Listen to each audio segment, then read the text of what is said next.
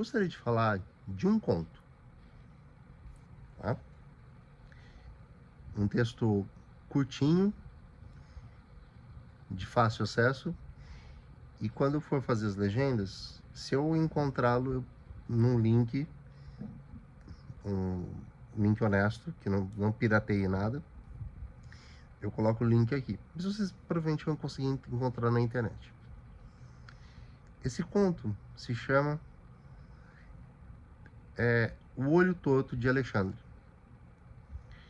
Ele faz parte de um livro infanto-juvenil, a princípio, e eu discordo disso, como discordo que O Pequeno Príncipe seja uma história infanto-juvenil. Mas, né, não fiquemos, né, perdendo tempo com isso. Alexandre é um homem, na história, né?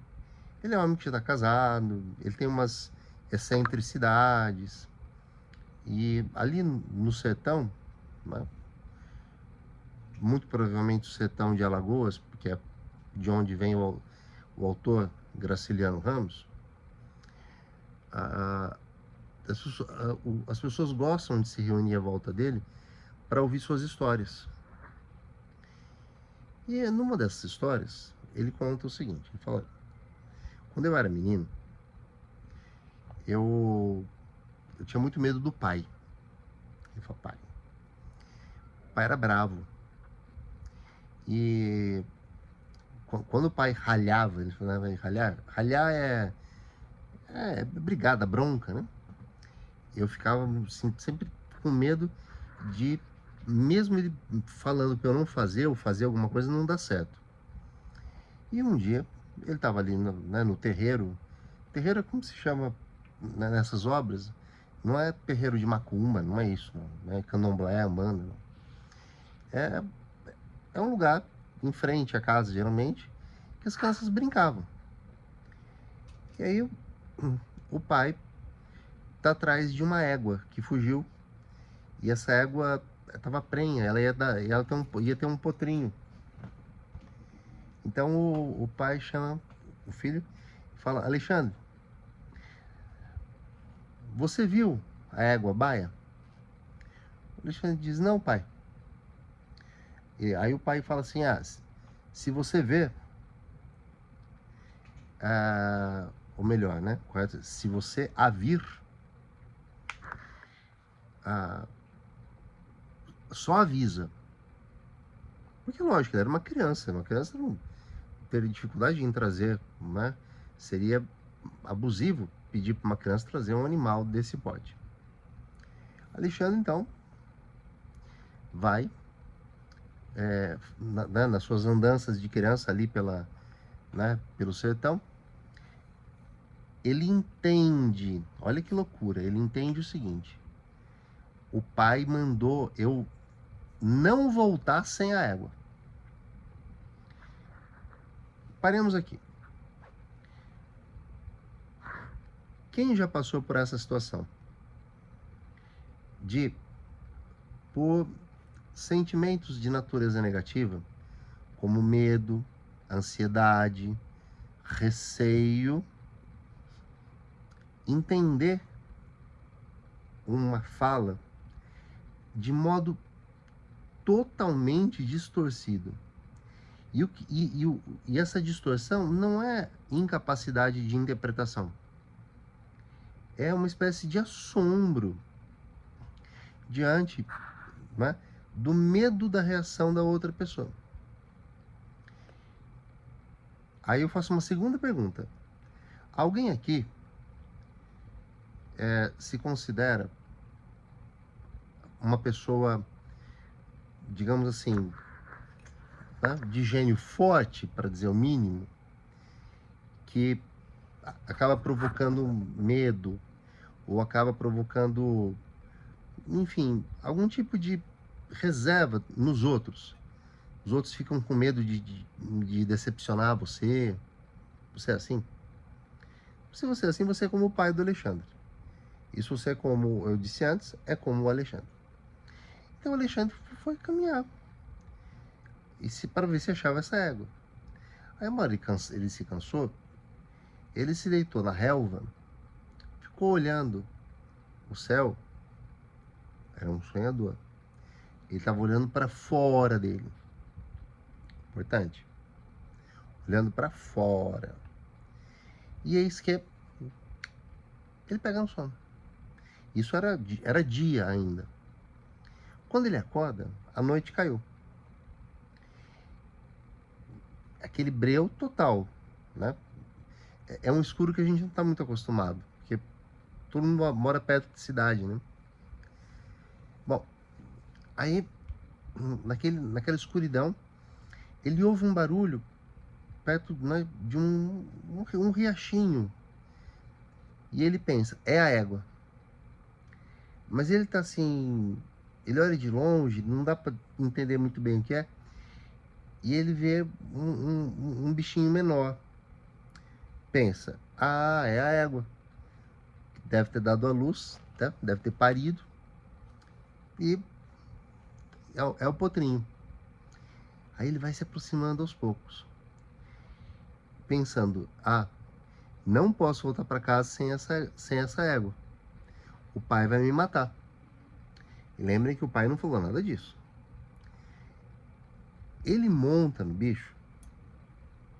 Ele corre e monta no bicho. E esse bicho sai em disparada com ele. Eu não sei se vocês sabem, né, o que é a caatinga. Né, é uma formação vegetal com árvores baixas, com muitas plantas espinhentas.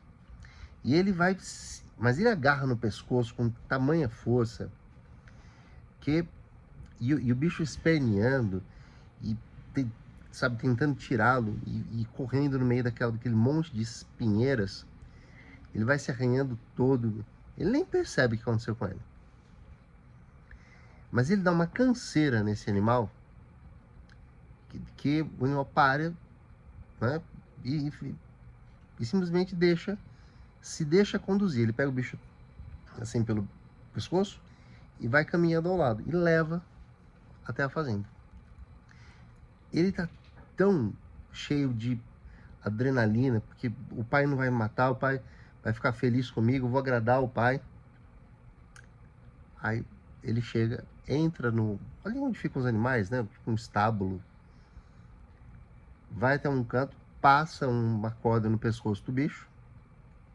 Essa altura, ele nem olhou que bicho é esse. E vai, né, em direção à casa. Aí tem um monte de gente na casa, gente rezando, gente chorando. Quando olham para ele, não é o pai vê? O pai vem e fala, Alexandre, pelo amor de Deus, o que você foi fazer? Onde você estava? Ah, o pai falou que era para não voltar sem a égua. O pai falou assim, mas de onde você tirou isso, moleque? Eu falei, que caso você visse, era para me avisar. Não falei nada disso. O medo de Alexandre em relação ao pai era tão grande que ele interpretou errado. Aí o menino fala, o Alexandre, que é um menininho, fala, pai, mas eu trouxe água. Ah, vamos lá ver essa água. Ele trouxe uma onça, e uma onça grande. Né? Olha só, uma criança pula numa onça. É ficção, lógico. Tá? Mas esse conto serviu para moldar uma coisa em mim.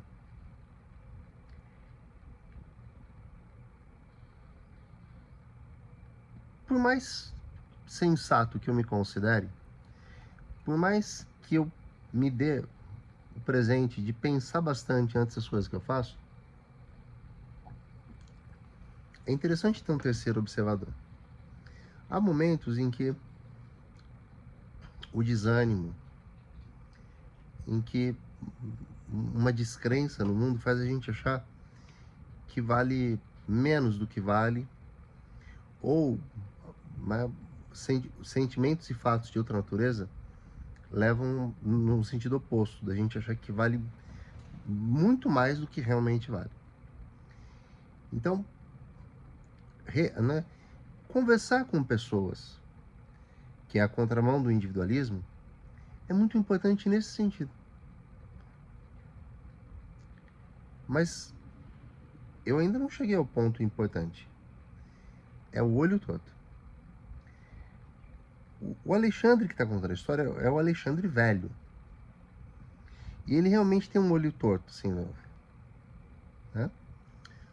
Aí ele conta que quando ele se viu, presumo que no espelho, ele viu que estava faltando um olho. Ele falou, putz, perdi um olho. Tipo quem perdeu um AirPod. Ah, vou fazer o caminho e vou achar meu AirPod da orelha direita. Aquele foninho, né? Sem fio. Ignora, doa. Ele volta e acha o olho pendurado num galho de uma espinheira. Aí ele pega o olho, aquela chacoalhada, e como quem tem olho de vidro, né? Não sei se vocês já viram quem tem olho de vidro. Eu tive um colega que tinha olho de vidro. E ele, sabendo que todo mundo, quase todo mundo ali no nosso ambiente de trabalho tinha, sabe, não é nojo, é aflição, né? Porque a gente fica pensando em tirar o nosso próprio olho. Ele tirava aquele olho de vidro e fazia assim, ó, pra gente ver aquele buraco lá dentro. Medonho, medonho. Ele pega o olho e põe, só que ele põe errado. Ele põe o olho com, né, com a íris, a pupila, olhando para dentro. E isso fez com que ele se olhasse para dentro, né? A situação que ele viveu, que o fez perder o olho e depois de pôr o olho de volta, era uma situação em que o que faltava era entender-se. Era entender que a gente corre muito risco quando não se entende. Nós nos tornamos medrosos, catastróficos, reativos. A pessoa reativa é aquela que até elogio na cacholinha dela vira razão para briga. Sabe? São aquelas pessoas que, por ciúme, por exemplo, interpretam um abraço, né? A namorada ou o namorado abraça lá um amigo, uma amiga e vira razão para briga. Então, isso me ensinou uma coisa importante. Eu tenho sempre que me entender. Eu tenho que me autocriticar constantemente. E mais que isso, eu preciso sempre ter alguém que, né, possa tirar essa dúvida que paira e deve parar em vocês também. Eu tô ficando louco ou... E isso não é sempre. Mas são nesses momentos em que nós nos sentimos mais fragilizados. O problema é, quando que nós nos sentimos fragilizados? Pensa um pouco. E qualquer dúvida, deixa nos comentários, que a gente vai caminhando junto. Tá bom? Até a próxima.